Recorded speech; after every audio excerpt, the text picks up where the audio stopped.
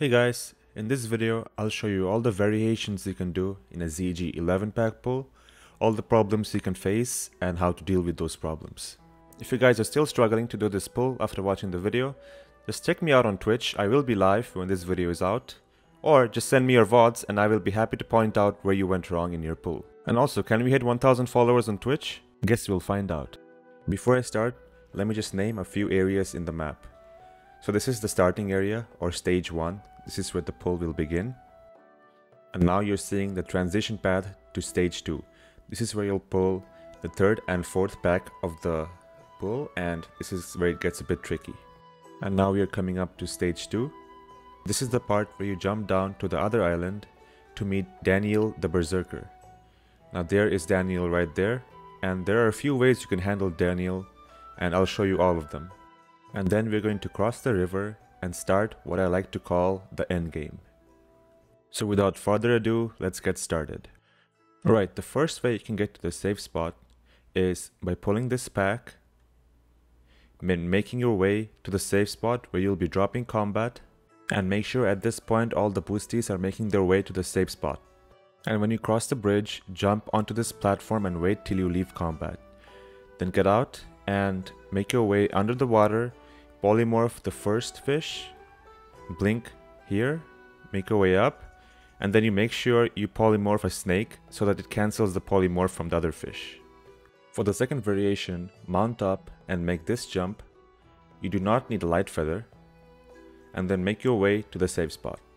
And then after you leave combat, use both your shields, mount up, and make your way towards stage 1 using this route over here. Keep going, and when you go through the soul flare, make sure to use Frost Nova. Then come up here and wait. And by the way, if you already went through the soul flares in the same instance once, do not go through them again because they will one-shot you.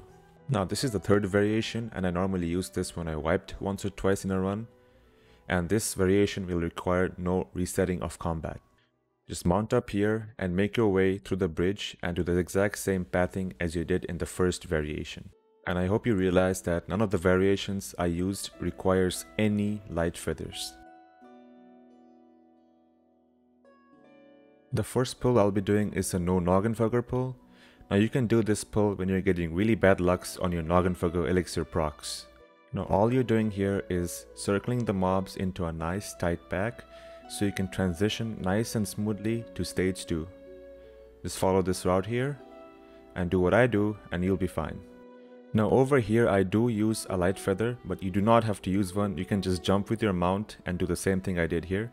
Blink, Nova this pack, and make your way towards the tree. And now you're going to jump onto the root, blink through the tree, and you're at stage 2. Now let me show you the pull where you can stay on your mount the whole time during the run. For this one you will need the Noggenfugger buff, so mount up as soon as you get it and start running. Pull all the tigers and cubs here and get ready to make this jump. And once you're here, make this jump, and here pull the crocs and then make this tricky jump. You will need to practice this a bit before you get the hang of it, but once you do, the pull gets 100 times easier. Alright, now let me show you how to do the whole pull without starting on a mount. The key thing you have to keep in mind is you cannot let anything hit you while you're doing the pull, so use all your slows with Cone of Cold and Frost Nova. Just make sure nothing hits you.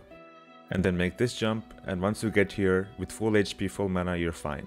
Have your slow fall on, and from this point is the basic pull I showed you from the first variation of stage 1.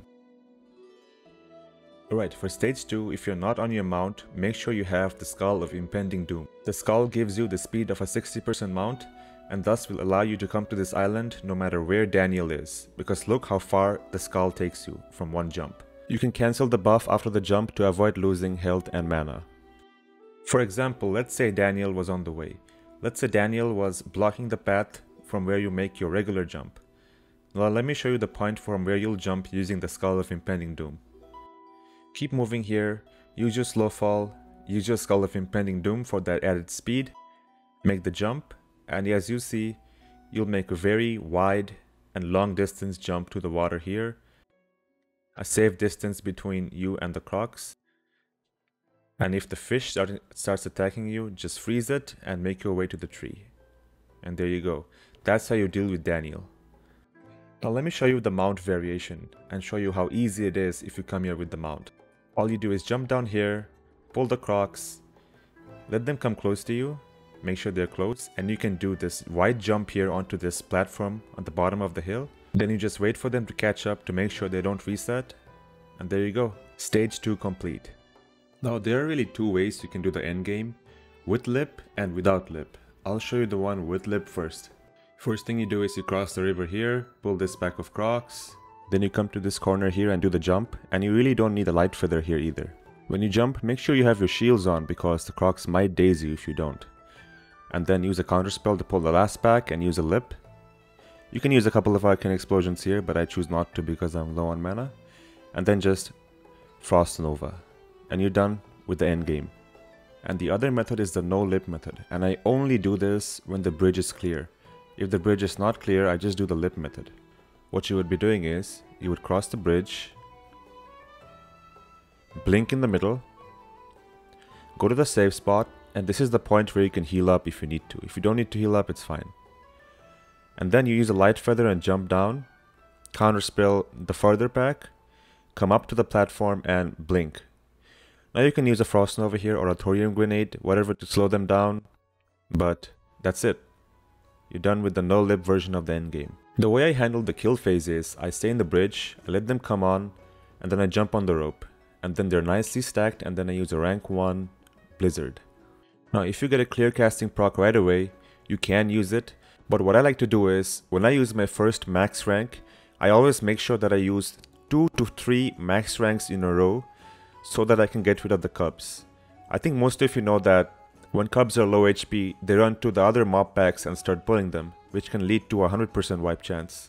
As you can see here, I'm evocating pretty early so I can use my max ranks back to back. Another tip is, don't let them get close to you. If you let them get a certain distance close to you, they will not turn back, and that will make the pull very, very sketch. Now if you guys are having trouble jumping onto the rope, I suggest doing it diagonally or changing your form by using a Savage Deviate Delight or a Noggenfogger Skeleton proc. The fourth tip would be to stay alive in any cost. If you see that the mobs are all over the place and you cannot stack them at all, then just use a lip and blink to the middle, stack them all up, use a Frost Nova and go back to the rope. That's called a soft reset. The fifth tip would be to polymorph or kill the rebels. And when I say rebels, I mean you always have one cub or one tiger or one crocodile who will not turn back and will continue to hit you. If that happens, just polymorph it if it's a tiger or a croc, or just kill it if it's a cub. And if you do have to polymorph, make sure to refresh it when it's 15 seconds left on the timer. And my last tip would be to have multiple gems. I always have 2 gems ready and a couple of cheap mana pots every time I do my pulls, just in case I need some extra mana. And anyway, that's all I have for you. Make sure to like and subscribe and check out my other content. I make more than just mage content, by the way. I have other videos, just check them out. Thank you to my Patreon supporters and check me out on Twitch. Bye.